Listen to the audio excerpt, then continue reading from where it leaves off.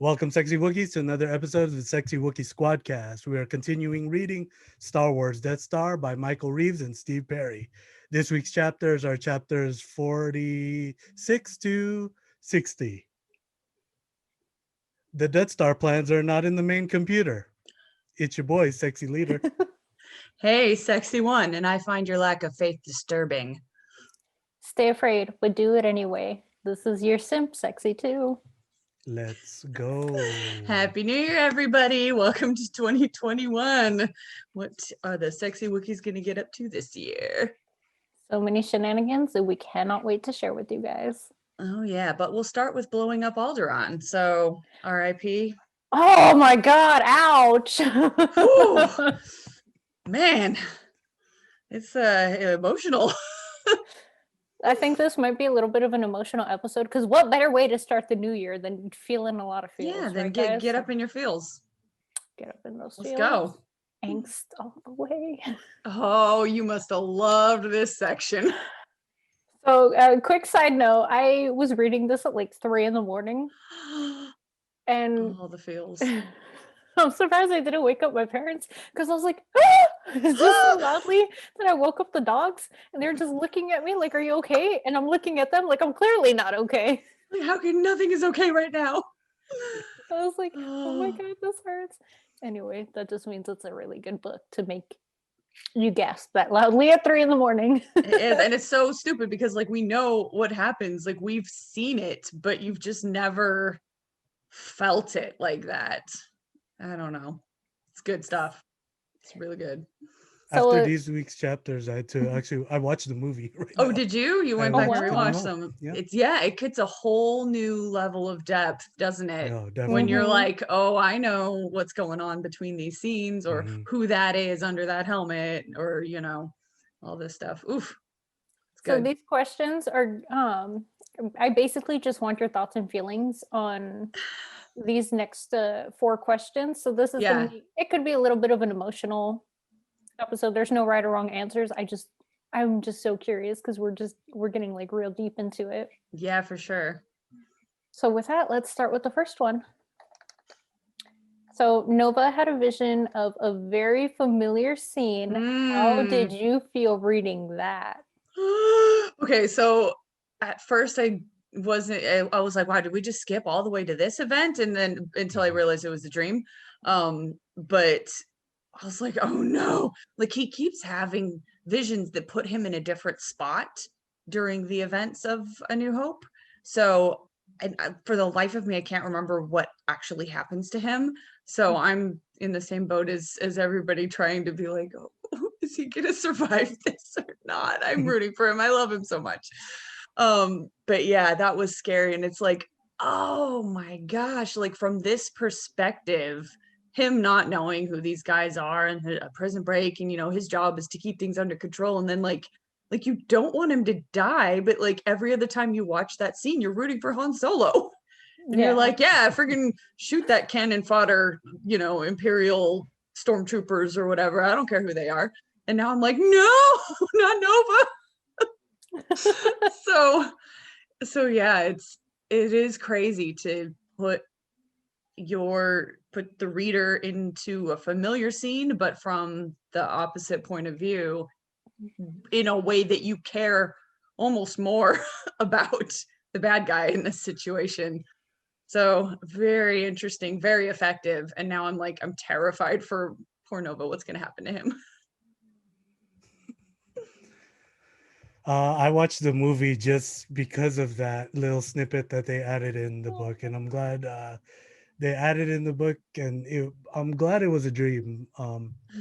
But reading it made me remember a lot of things that we were reading in the previous book, Master and Apprentice, with the prophecies and the visions, and how I was struggling with well, what is the visions of with Qui-Gon and Yeah, like is it Anakin literal or is it just is a and it's weird because this is a normal person, yeah.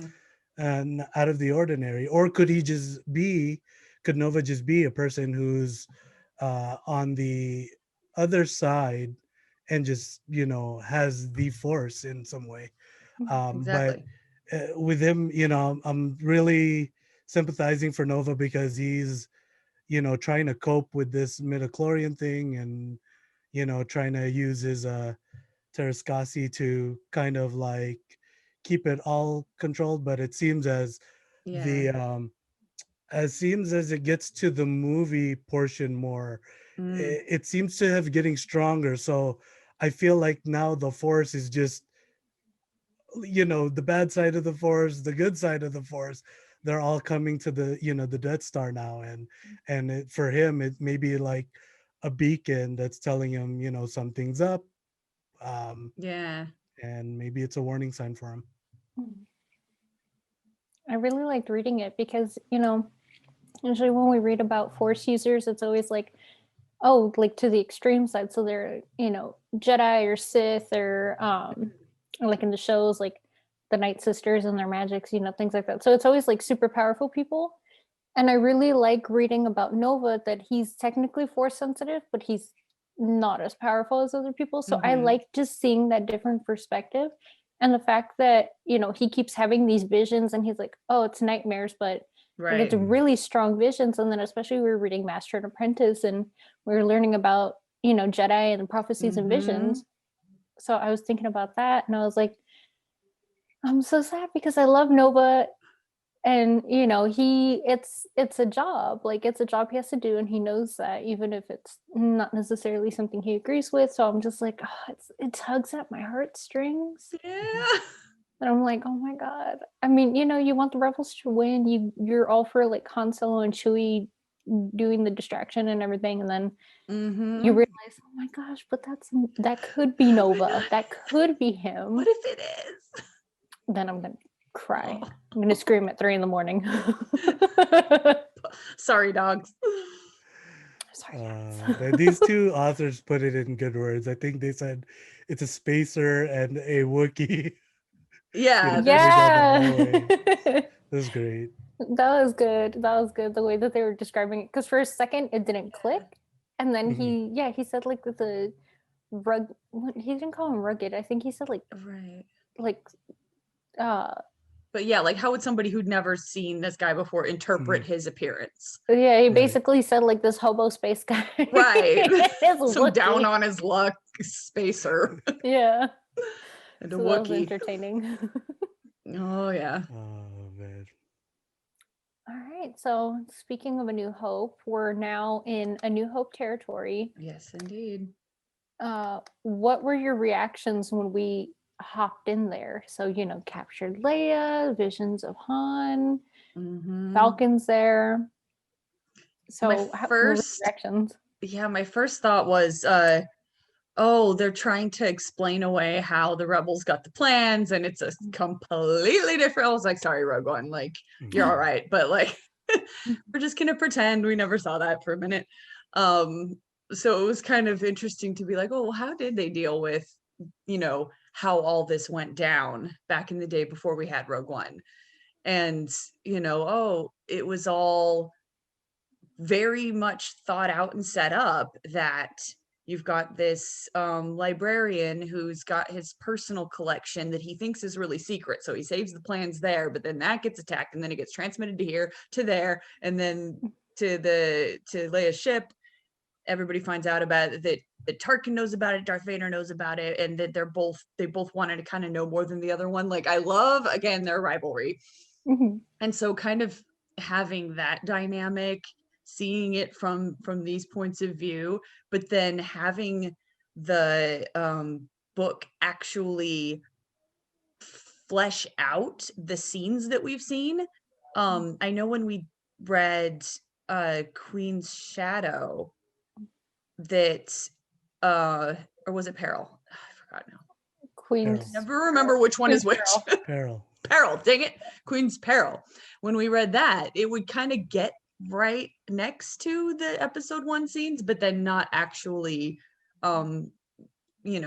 spell them out, not actually write them in the book. But this, it actually goes through the scene. So you've got the line that but then it has the character's thoughts of why they said it that way, or what their reaction is to the other person's reaction. So I just loved digging that much deeper into the things we thought we already knew. So yeah, I was happy when it got to familiar things, because I'm like, oh, things are really going to start happening now. And to get these new characters' perspective on it was so great. And then the characters that we knew from the movie to now get a little bit deeper into their mind in what was going on in parts that, you know, we've seen a million times, put a fresh spin on it. I loved it. I'm just gonna go back to the Nova scene really quickly. Yes, getting a glimpse of that, I was already like, oh, we must be getting close, or are they going to transition? But the transition for me was probably 10 to 4. And that's why at the beginning of this episode, I chose that quote, because I don't know. I don't know if it's every Star Wars fan, but clearly that scene all the way up to where Leia blasts the first stormtrooper. Right. Then they they're able, because you get perspectives of these people who are arresting her as well, I think. Yeah. And so, and then you get, like you said, the normal quotes we already know from these movies. And then I'm trying to do my best Commander impression, my best You Vader can like impression. hear it in your head, right? Exactly. You're hearing the movie exactly in your head, and that's exactly why I had to watch it right after the end of our chapters this week. So That's a good idea. but what else? Yeah, but that impacted me more than all the other stuff. I guess other things, like you said, Rogue, like knowing Rogue One now, but never reading this book. It's what happened to Jeddah, what happened to Scarif, right? Was going through my head, and the gunner, which I can't remember his name. My boyfriend Ken. 10. 10. So 10. Not still trying to go, how do I shoot this gun? Very confident that he's not going to miss, but still, unsure, because he's confident in his accuracy. But once, it came to shove, once they had said, you may fire when ready, I mean, he obviously hit it, but you're seeing that perspective too as well. And then the planets that, what was it? It was Alderaan and Despair. Well, yeah, and this one Despair, It's yeah, like, instead of dude, Jeddah. like he he was confident with that, and I'm just wondering, were you confident in Rogue One if you were the one who did it the same? So that comparison was going through my mind. I can't remember, there was another one that I was trying to relate between movie and book, but definitely those ones stuck out. Yeah, I was picturing the movies, and when it was for Despair, because it took 3 tries, and then when it was for Alderaan, I could picture the scene in the movie, the gunner, and he's pulling the lever, and I'm like, 10, 10. I'm just like, oh. But then, like, when he described feeling sick to his stomach, like, I felt sick, and I just pictured myself in his shoes, and I was like, this is heartbreaking. And like you guys said, it puts a new perspective to the movie that we know and love. And it's not necessarily like, oh, here's the bad guy's feelings. It's here's a bunch of different people that aren't rebels feelings. Like, some are the bad guys, some of them are just regular civvies, and it's emotional. Like, I don't know how else to say it. It's emotional. Getting this new perspective on one of my favorite movies. Although I have to admit, when they went onto the Tantive, I pictured in Rogue One Darth Vader. I was like, man, we did miss out on that though. I was like, oh my gosh. I pretended that it was written in. I was like, it's fine. Yeah, well, I will pretend that's part of it, I'm sure. Yeah, I mean, that was a really big scene. But yeah, it's so crazy, because like when we read the X-Wing series, Tycho's whole thing was that he was Imperial, and then after Alderaan was like, oh no, like I can't be a part of this. And we got to see like a little taste of that, of these people who are actually on the weapon, like they live there. And who are just like, oh no, this is too far. Like, what have we done? Yeah. So like, this is a turning point in the galaxy. And so, yeah, to see it from the point of view of the people that witnessed it firsthand, basically, or that I love the perspective of, they don't necessarily know what's happening, but you're there and all of a sudden the lights dim Mhm. and the gravity, you can tell that a great amount of power is being used up, that like little things like that, which are relatable to us, but put it in that perspective that that's the moment. And then Mhm. they all find out later, and then there's this, mood shift. Mhm. Everybody's drinking and really somber, and yeah, oh, I don't know, I was just like, oh, chills. Oh yeah. And this does bring us into the next question. Nice. So, conflicted feelings are shown by Vil and Ratua and Mm-hmm. everyone, concerning the rebels, even at this point, especially with the war and after Despair being destroyed. So, how do you feel about that? Uli's like, you know what, Team Rebel, and number two is like, the rebels have no choice or no chance. And then Mm-hmm. Nova's like, you know what, this is my last tour. I want to do Yeah. something. Ator, who's apolitical, was like, I want to do something to help. So you have like these new conflicting feelings, but also different viewpoints on the rebels from inside the bad guy station. So what are your guys' thoughts and feelings on that? Yeah, I think it is so appropriate that this is a watershed moment for everybody. Mhm. That Despair was kind of like a, whoa, okay, it's a little scary. But then as soon as the Empire hits Alderaan, everyone's like, oh, I really need to think about this. And that some of them are just sick. They don't necessarily agree with the rebels. Like, they Mhm. don't know any more about the rebels than they did before, which is that they're just, anti-government terrorists, or just troublemakers.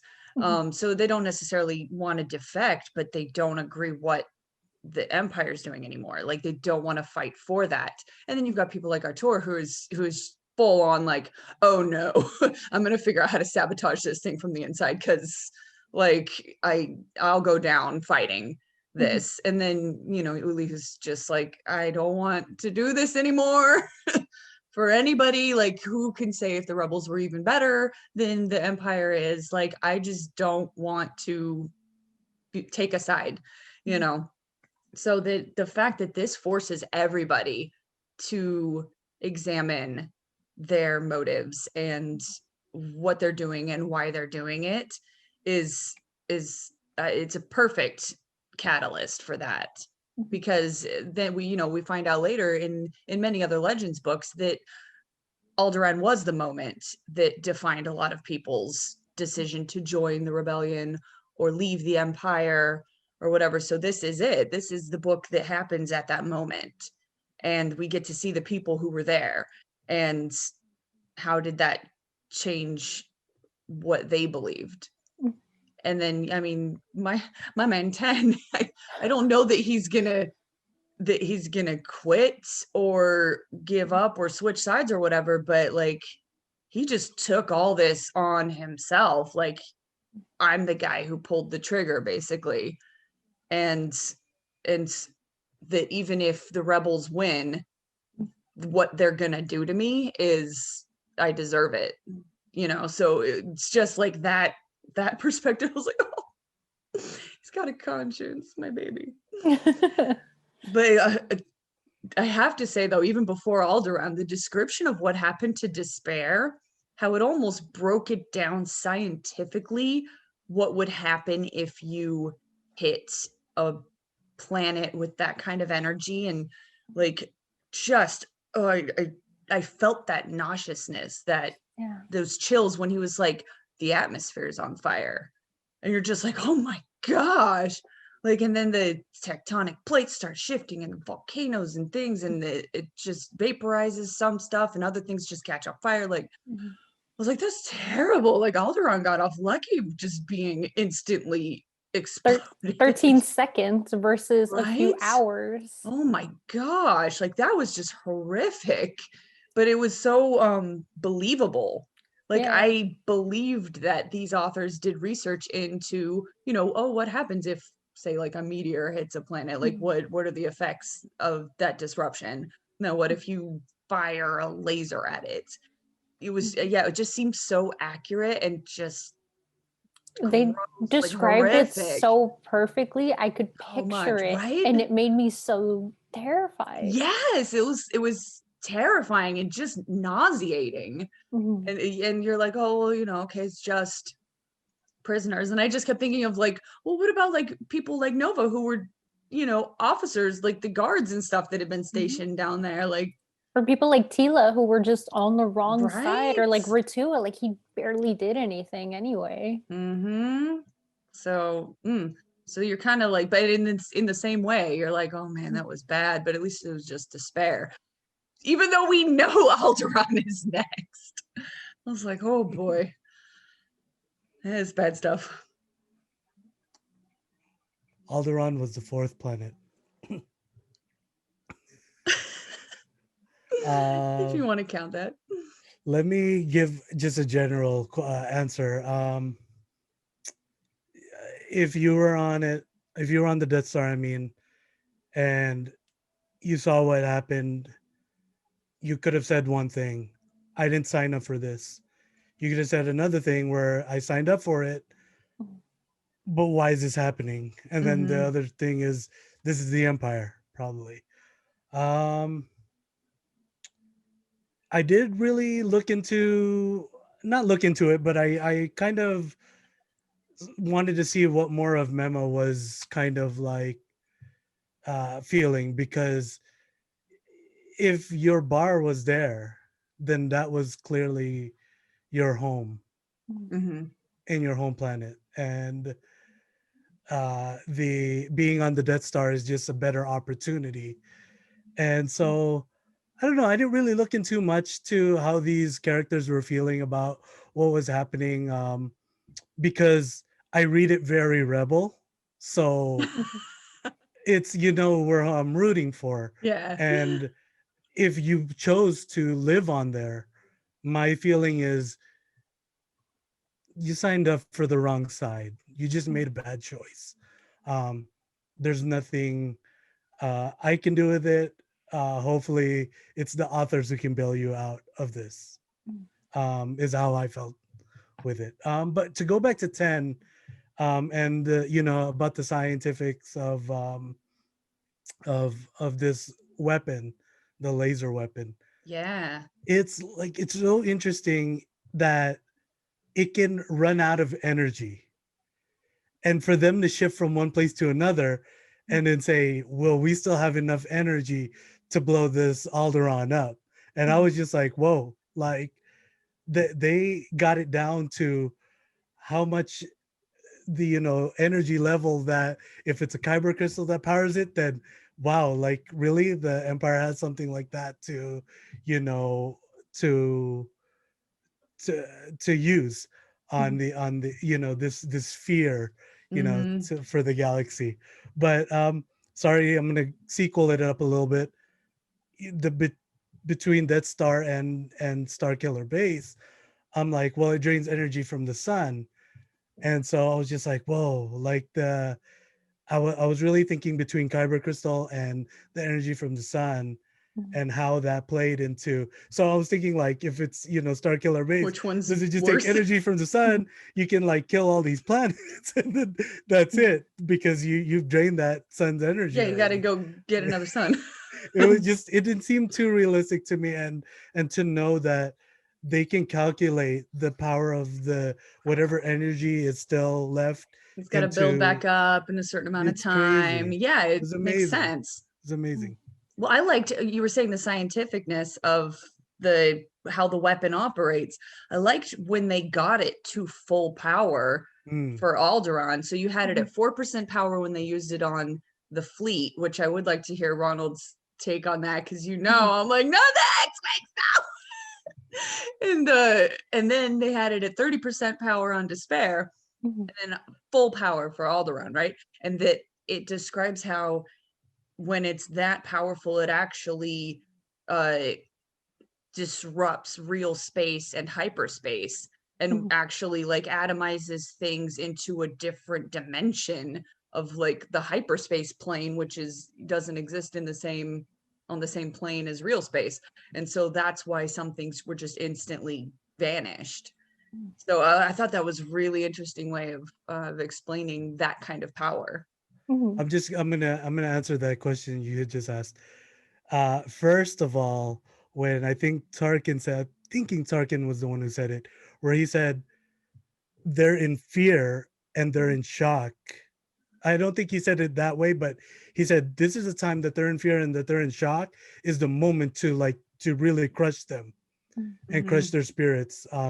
And at that point, I was just like, I cannot wait till Rogue Squadron gets here and blast this thing to pieces. Get 'em. Yeah, Yeah. I I did was, feel bad about but that. it's seeing the strength of it at the time. I was just like, you know, you first feel. I think when I first felt it was I always felt it when you feel Obi-Wan feel it when he Mhm. feels, oh, the Alderion's been blown. I'm Right. like, oh my gosh, like. But then you don't see it from this perspective where they're already testing it on the rebels and nobody feels that. No Jedi feels that, and I don't know why.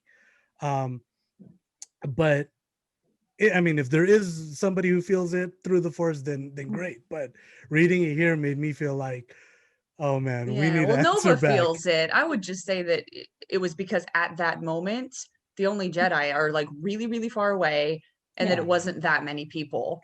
Mhm. Right. Um, and that the only reason Obi-Wan feels it with Alderaan is because it's like an unprecedented level of destruction in one Mhm. moment that he is Mm, mere parsecs away from at that point. right. Yeah. So that would explain why these earlier tests he didn't react to.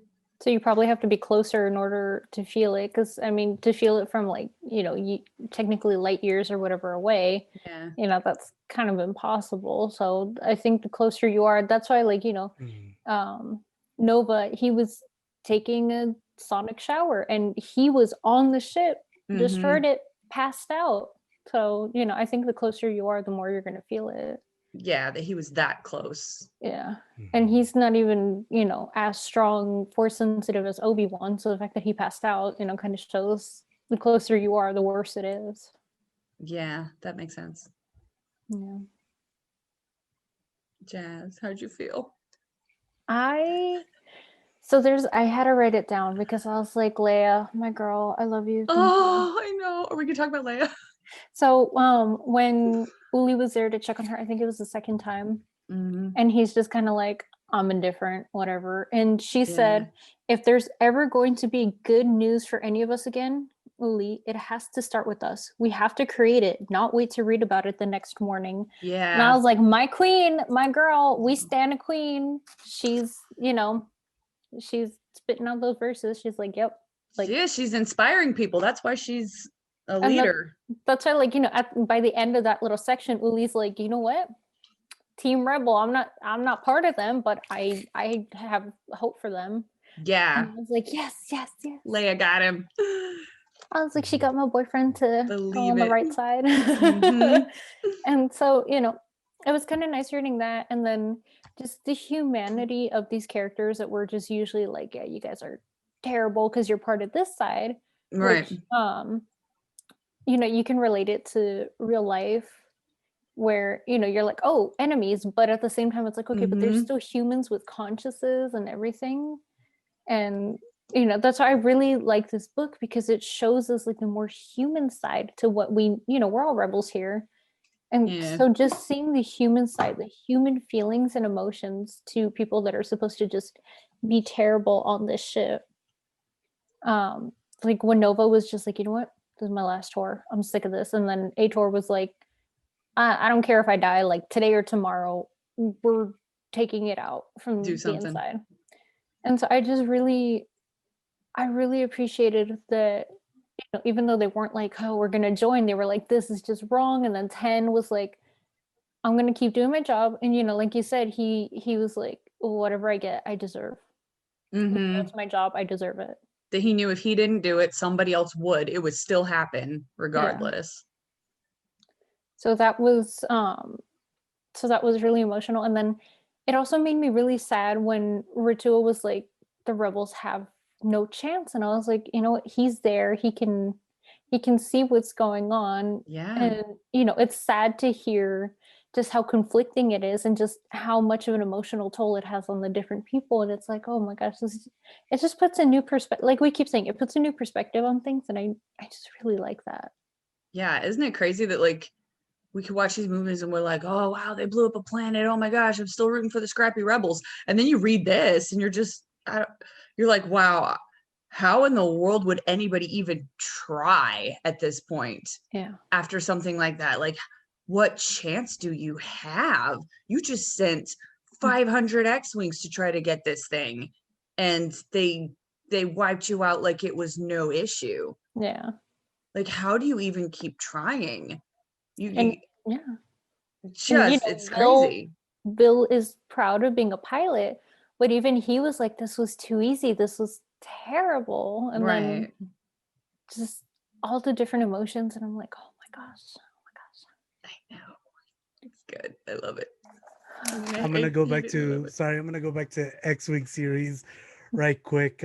Something I said about in that book, when you go have your B team. So basically, I think this first battle is the rebels sent their B team against the A team. And then when the A team got tired from the Empire side, then the rebels sent their A team.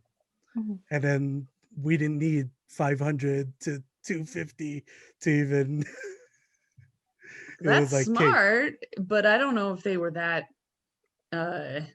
sneaky, if that was the plan. I imagine that they thought this was the big, that this was the big attack. Like this was the one that they had counted on in this version of the story. Obviously, Scarif would have been kind of the equivalent in Rogue One, but yeah, this must have decimated them. Another question, as we're talking about Yuli and Leia, I like seeing where a rebel can take an Imperial and kind of make them deflect, because we don't really see it. I mean, we do see it when the dark side is trying to get, the light side to deflect. But I like this part about Leia because I never really, you really see it in animated series or maybe other books that we haven't read yet, but this one was, I guess, special in a way. And I don't know if it's just that the Clone Wars connection or whatever connection that these two have, but the quote you read was very beautiful, and I think, like, I'm glad that was something we just discussed and not a question, because that is something I think everybody can take. Now we have said that we're going into this new year, like that's something we can take into the going into this new year. So it's a great quote, but on the topic of Leia constantly trying to recruit, one thing that this book does, which is amazing, because A New Hope is my favorite of all the Star Wars movies, is it actually adds a little bit of gravity to all these things that almost seem inconsequential. Like there's the scene, there's Alderaan blowing up, and then everyone kind of gets over it. By 5 minutes later, Leia doesn't even care, and she's comforting Luke because he lost Obi-Wan, and then they just never mention Alderaan again. And so you're like, well, not bad, I guess. But I felt it reading it in this book. Same with when you see in the movie the scene of the interrogator droid going in, and Leia, you could tell she's scared, but then a minute later she's cracking jokes, and so you're like, well, I guess it couldn't have been that bad. But this book gives you that in-between scene where you get the perspective of the doctor who's like, oh no, like this is bad. She just is really trying to put on a tough face. And that's just her coping mechanism. And so it kind of explains away things that I think were almost too light-handed in the movie, that this adds back in a little bit of tension and consequence to things that kind of just happened and then were forgotten. Definitely. I mean, it was, we all know how tough and strong-willed Leia is, even if she's like completely breaking on the inside. On the outside, she's like, I'm fine. And in Claudia Gray's book, Leia, Princess of Alderaan, you can see that still too. And so having read that book and then watching the movie again and then reading this, I'm like, that's how which that's her. I use humor when I'm in emotional or physical pain too. So I was like, I just keep relating to Leia more and more. I love her so much. I love like when I had a car accident and I had a concussion, my head broke the window, and you know what I said to my mom? I was like, you were right, I have a thick skull. So like Leia just cracking jokes with Uli, and he's like, oh my god, you're like broken and everything. Like, she's just cracking jokes, and I was like, God, I love this princess. That's what she does. But you actually get to see that she is, weakened, she's human, in that state, but she's still cracking jokes, because I feel like in the movie they come back in and she's just being snarky, but then she's running around as if nothing had happened, and I'm like, oh, did they even interrogate her? Like, what even happened? She seems fine. So like, to have that in between is great.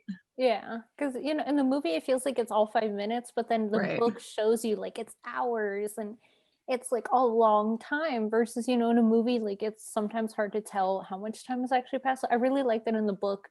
It's like, for example, with Despair, an hour whatever minutes later, second shot, an hour whatever minutes later, third shot, and then like with Alderaan they were like 13 seconds, and I was like, oh my gosh. So like it really does show the different time periods and time lengths, and I was like, I really like this, because like you said with Leia, it just seems like 1 second like she's probed, and then the next second she's like, I'm good. But then in the book it kind of shows that like it's time in between, and she does get treated. So that they actually have to treat her medically to get her back up to her energy again before she faces these guys in this scene.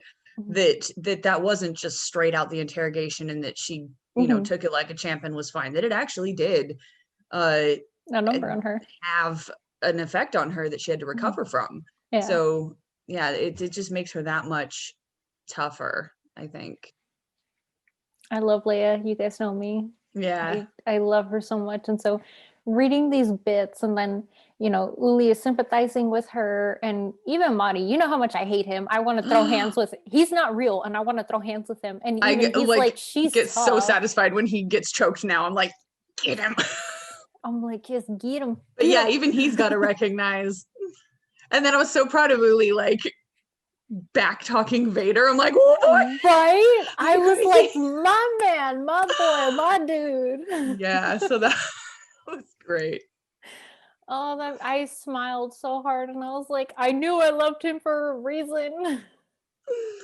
Amazing. And Vader was like, you know what? We don't have time for your nonsense right now. I'll deal with you later. All right, guys, ready for the last one? Yeah, sure. So we're in the last leg of our reading. We know what happens to the Death Star, but there's so many characters. Any predictions? So like, clearly not everyone's going to make it out alive, but maybe some people will. Maybe some people will do something epic before they die. Like, any predictions? Man, Megan, I'm a little nervous to ask you because I don't know how much you remember. I don't. I know some of them leave. I know that pretty sure. Don't tell us who. Don't spoil. No, I'm pretty sure people start talking to each other, as we've already seen in the cantina, that now they're all kind of meeting each other and getting to know each other's names, that they form some kind of like a let's get out of here club. But I can't remember who ends up making it. But there is that feeling of like, we just like, they're not going to just let us go. This is the Empire, but we got to get out of here. I don't know how we keep doing it, but every section that we divide up seems to be perfect stopping points. Like that we have now just read up to like right at the beginning of the Death Star action, really. That everything up until this point was this whole section was A New Hope from the beginning until they get to the Death Star. And now it's Millennium Falcon arrives on the Death Star until wherever this ends. So it is just a matter of who can see the writing on the wall, who's gonna really defect and get out of there, like just straight up leave, like who's gonna defect in their heart to the where like I just don't believe in what we're doing anymore, but I'll just finish my job until my tour's over, that kind of attitude, which we've seen a little bit of. But you know, once things start going down in the detention levels and it comes under attack, you've got X-wings and stuff going on, and you're like, oh, they're trying again, like are they crazy? Like they must know something. Now you've got leaks of, you know, they've got the plans. Who knows what Artur's going to do? Artur's going to try to do something from the inside that may play into what happens. So yeah, I'm interested because I really don't remember. There were like a couple things that I remembered. I read this book when it first came out, so a long time ago in a life far away, and there were two things that just stayed with me forever, and one was 10 pulling the lever to destroy Alderaan, and just like just what it did to him. And then the other thing was Uli and Leia talking, that knowing that there's a doctor treating her in between interrogation sessions, and that she's still trying to recruit basically this Imperial doctor, and that she does, that it actually does change his mind. So after that, I don't really remember specifics. So I'll be just as surprised. I don't know. I've got a bad feeling about 10. I feel like he doesn't believe he deserves to live. That like even if he's had the chance to escape, that he would just be like, I should go down with the ship. Like that's how I feel too. Like that he almost has this guilt that he's not gonna have that self-preservation that the others do. I can't remember. I'm wondering if Vil ends up in the space battle with Rogue Squadron. Like, I hope so. Does he have to go out there? Like, that's what I'm like. I can't remember if he does, but I'm like, if it's setting it up for it, I'm going to be like, this is amazing. If he's one of the ones who has to go with Vader, you know, he's one of the flanking guys. Oh my gosh. And then if you watch the movie again and it's like, that's Bill, and then he's gonna get killed or something. I don't know. We'll see. I just yeah. That's a good way to look at it. It's a good way to look at that. I don't know if I missed in this reading. Well, first let me say shakedown. Been wanting to say the word the whole time. Shakedown. Shakedown, isn't it right in front of chapter 47? There's a page there.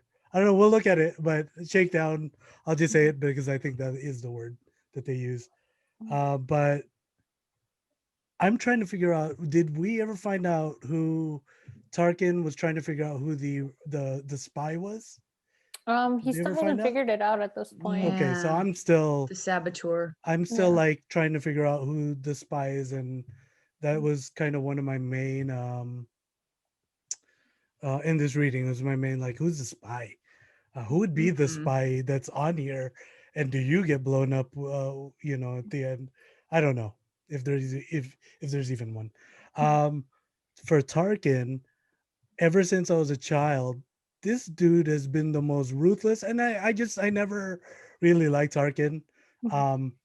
But as I got older, and you know, I'm reading these characters in books and seeing them in animated series, you have an appreciation for them that's, you know, I'm still rooting against you, but right.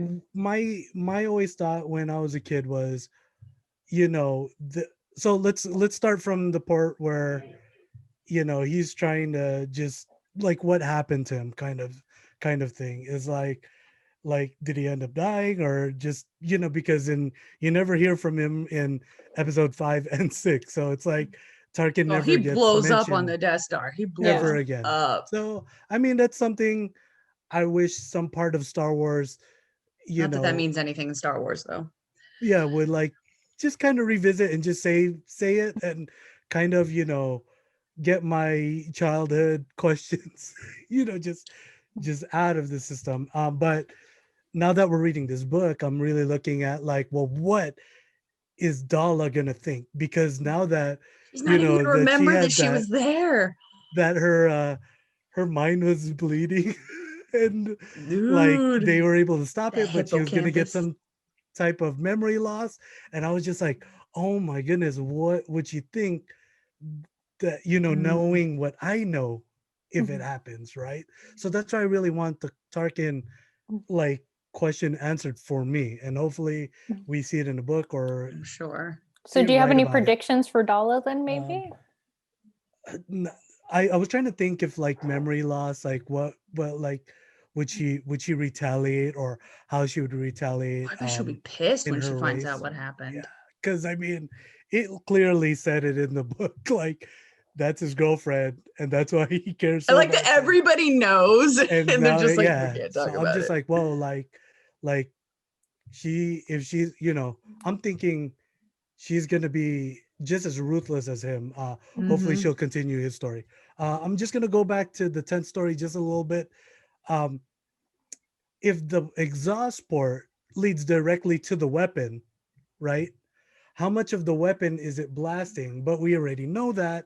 But it was just something that questioned my mind that I was like, well, the exhaust port in the plans, it looked like it went directly to the weapon. So I'm thinking it's going to be a direct hit, but it just blows off like, the half side of it kind of Mhm. thing. And we already know that's what happened. Just something I was trying to cook up of like what they were trying to explain with all that too. So Okay. So no predictions or anything? no, I'm just trying to figure out who this Mhm. Just spy gonna is, and I along for can't. the ride. It's like I'm just gonna figure. I was like, I don't know who. Mhm. Like, I was just like, surprise me. It's good. Oh, So, I mean, I think we all agree we love Nova. He's amazing. So this is half a prediction, half a hope. Not everyone can escape. So I hope that if he's gonna die on the ship, I hope he dies like in a battle of glory. So like he is some kind of amazing distraction for the people who do escape something if they want to like deflect Yeah. or however it works. I hope that like he can do something good like that because he already feels like disgusted and everything. So that could be kind of like a little redemption thing. mhm. Mm-hmm. Um Ator, he's already old. He's like, I'm gonna die doing this. Oh well, I'm gonna keep doing it anyway. So I hope like he Get gets him. something like it doesn't have to be like an epic battle, but I hope he gets like some kind of meaningful death. Like he accomplishes something. Yeah. I hope he does that. I have a feeling that Vil and Uli are gonna escape, and if they don't, I'm just gonna cry and eat a bunch of ice cream. I'm gonna be real pissed if No. Uli doesn't make it. I'm so Um, scared for this next week of reading. 10, I feel like he's gonna go down with the ship just because the Yeah. gas is so much for him. Yeah. He's a career man, he understands everything, but the fact that now, in the beginning he was just like, it's my job, whatever. But He now just he's wanted to be just, really good at his job, and then he was. and now he's like, I hate this basically. So I don't think everyone's gonna escape, but I think at least a few people are gonna escape, and the ones that don't, I hope they get some kind of meaningful death. I don't want them to just be like, boom, done. I'm like, no, we're too Right. invested. I Give us something know. meaningful. But I'm telling you, when we finish this book, the next time you watch A New Hope, it is going to be a completely different experience. Like as Ronald may already be able to tell you. I'm gonna wear my ears and cry. Also, Ronald, did you see that one of the pilots had your name, or one of the Oh, guards? yes, Yeah. yes. Yeah. I was like, oh, what? You're I was kidding. like, Nice. That yeah. was awesome. Yeah, when I read that, I was just like, finally, it may not have been Ronald, but like to have my family Yeah, name in it, it was that was great. great. That's so cool. Yep. All right, guys. So So we have dogs. Yeah, Pepitas. My dog is shaking, and moving around. Yeah, I think you guys saw her in the background. It's okay. Anyway, My cat made an appearance. This has been a wild and crazy episode. Only my pet hasn't made an I appearance, but know. it's all right. so we have one more week. We're reading chapters 61 through 75. Let's Finishing it get off. our hearts ripped out to end the Are year. you ready for this? Whew. And then next week we announce our next book as well. Yep. So if you've been reading along with us, then prepare yourself for whatever may come with this ending. If you haven't been reading, I swear to goodness, this week, freaking read this book and catch up, because you will thank me and us for that, because this is a really good book. And then Yeah. get ready next week to get your little ordering fingers going for our next book, so that you can start fresh with us there. In the meantime, check us out on all other channels, all our other adventures. We do have fiction going now, so if you want to follow the adventures of our characters, wild and crazy as they are, then yeah, check that out. We've got stories and art and all kinds of things. Otherwise, we will catch you next week on the Sexy Wookiee Squadron Book Club. But for this week, and so long 2020, that is Sexy Wookiees out. Sexy Sexy Wookiees. Wookiee.